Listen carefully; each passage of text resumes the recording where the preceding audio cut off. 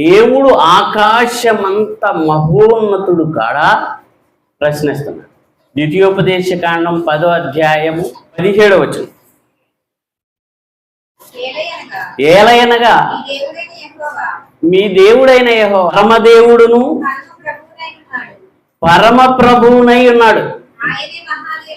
ఆయనే మహాదేవుడు, పరాక్రమవంతుడును భయంకరుడైన దేవుడు అన్నాడు. పరాక్రమవంతుడు పరమదేవుడునై ఉన్నాడు.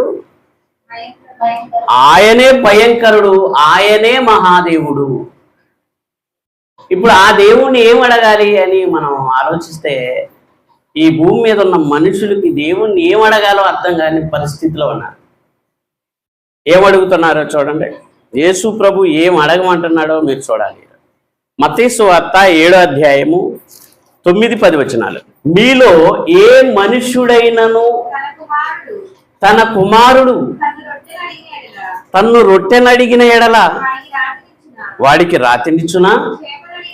చేపనడిగిన ఎడల పామునిచ్చునా? మీరు చెడ్డవారయుండియు మీ పిల్లలకు మంచి ఈవులను ఎరిగియు ఉండగా పరలోకమందున్న మీ తండ్రి తన్నడుగు వారికి అంతకంటే ఎంతో నిశ్చయముగా మంచి ఈవులు నిచ్చును కదా అంటున్నాడు. ఇక్కడ మాట్లాడుతున్నది యేసు ప్రభువు. మనుషులు ఏమడుగుతున్నారట? మీ పిల్లలు చేపను అడిగితే ఏమిస్తారటమ్మా? పామునిచ్చునా? మీరు చెడ్డవారయుండి మీ పిల్లలకి ఏమిస్తున్నారు? మంచి ఇస్తున్నారు. మరి పరలోకపు దేవుడు అమ్మా, ఈ భూమి మీద ఆహారం కావాలన్నారు అనుకోండి, మీ నాన్న అడిగితే తేడా. వస్త్రాలు అడిగారు అనుకోండి, మీ నాన్న అడిగితే కూడా. ఈ భూమి మీద ఏది కావాలన్నా తల్లిదండ్రులు ఇస్తారు. కానీ ఈ భూమి మీద మనుషులు ఇచ్చేది ఏది కూడా దేవుణ్ణి అడగకూడదు. దేవుణ్ణి ఏం అడగాలి? ఆ దేవుణ్ణి ఏం అడగాలో ఇప్పుడు యాకోబు గారు చెప్తున్నాడు చూడండి. ఆదికాండము 28వ అధ్యాయం. అసలు ఫస్ట్ ఏం అడుగుతున్నాడు, సెకండ్ ఏం అడుగుతున్నాడు, మూడోసారి ఏం అడుగుతున్నాడు? ఆదికాండము 28వ అధ్యాయం 20-21. అప్పుడు యాకోబు, నేను తిరిగి నా తండ్రి ఇంటికి క్షేమముగా వచ్చినట్లు దేవుడు నాకు తోడైయుండి నేను వెళ్ళుచున్న ఈ మార్గములో నన్ను కాపాడి, బా చూడండి, తినుటకు ఆహారమును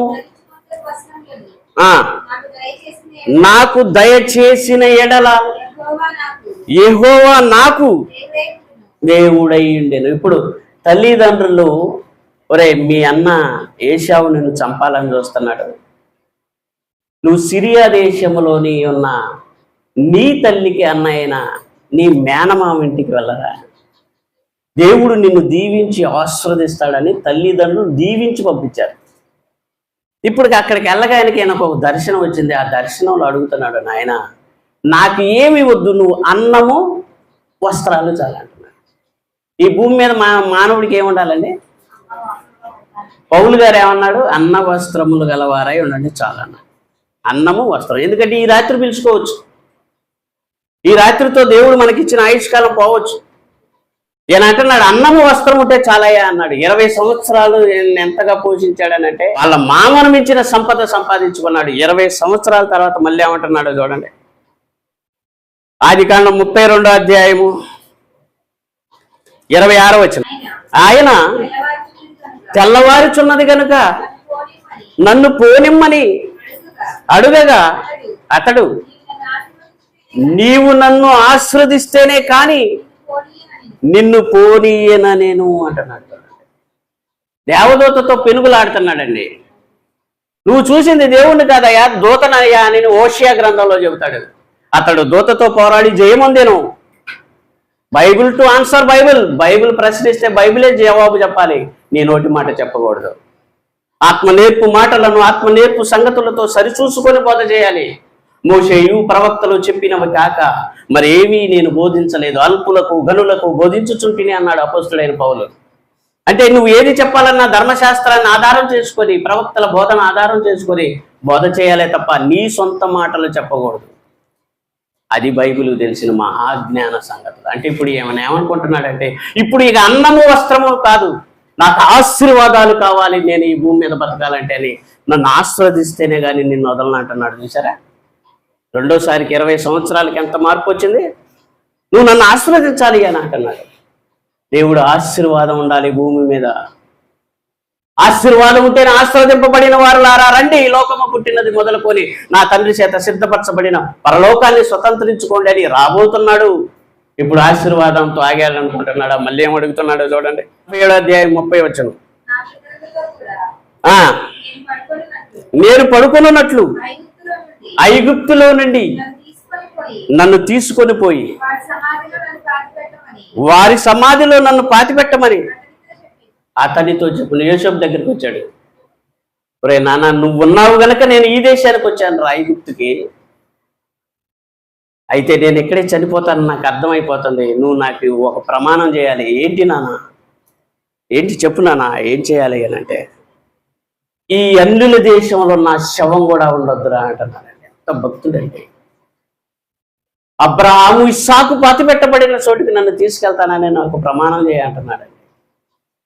అన్యుల దేశంలో ఉంటూ అన్యుల ఆచారాలు ఆచరించకుండా, అన్యుల వాసనలు కూడా ఎరుగుకుండా బ్రతికిన మహాభక్తులండి వాళ్ళు. దేవుడు అబ్రహాము ఇస్సాకుని ఎక్కడైతే పాతి పెట్టాడో నన్ను కూడా అక్కడే పాతి పెట్టురా, నాకు ప్రమాణం చేయి అని ప్రమాణం.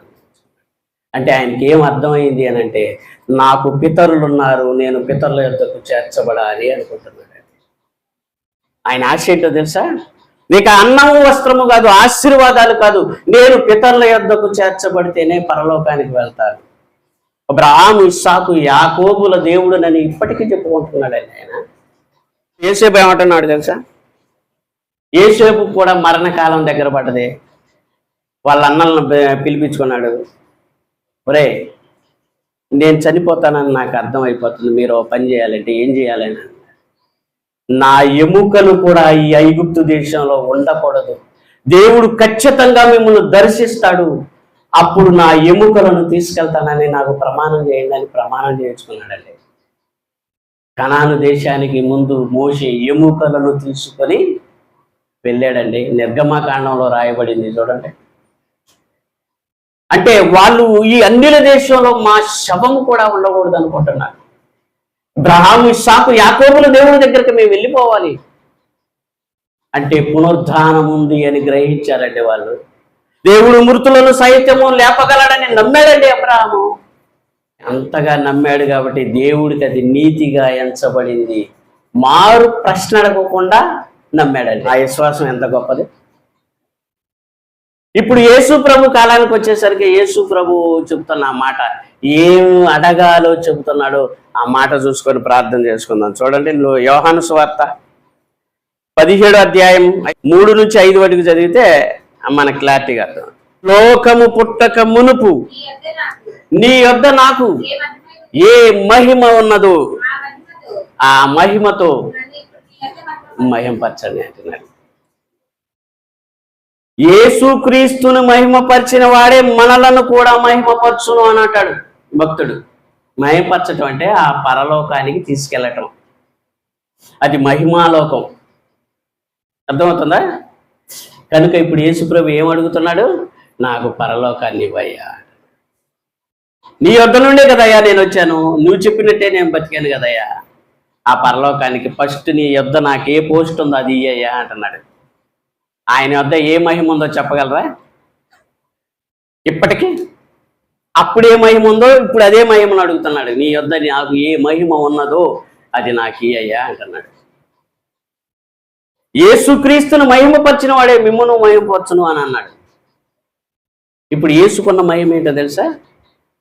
యేసు ప్రభు సృష్టి పుట్టక ముందు దేవుని కుమారుడుగా వారసుడుగా ఉన్నాడు.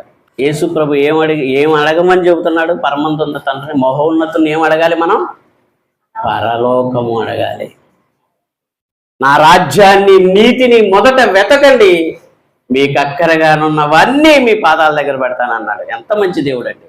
చూడండి, మనం అడగక ముందే నీ నోటికి అందరిని రుచులను పెట్టాడు దేవుడు. అన్న వస్త్రాలతో మిమ్మల్ని పోషించుకుంటున్నాడు పోషకుడు ఆయన. ఎప్పుడు గుర్తుపెట్టుకోండి ఆ మాట. అన్నోదకముల ఆధారమంతయు పోషణాధారము నేనే. నీకు భోజనం ఎప్పటికప్పుడు సిద్ధపరుస్తున్నాడు, నిన్ను కాపాడుకుంటున్నాడు. ఎన్నో క్రిములు తిరుగుతున్నాయి, ఎన్నో డెంగ్యూ దోమలు తిరుగుతున్నాయి, ఎన్నో ప్రమాదాలు పొంచున్నాయి, అయినా నిన్ను కాపాడుకుంటున్నాడు, తన చిత్తాన్ని నెరవేర్చుకుంటున్నాడు. మహోన్నతుని అడగాల్సింది అడగండి, పరలోకం కావాలి మనకి. ఈడ కోటేశ్వరుడికి కూడా నువ్వు ఒక 100 కోట్లు ఎత్తా అన్నా వాడు ఏమంటాడు?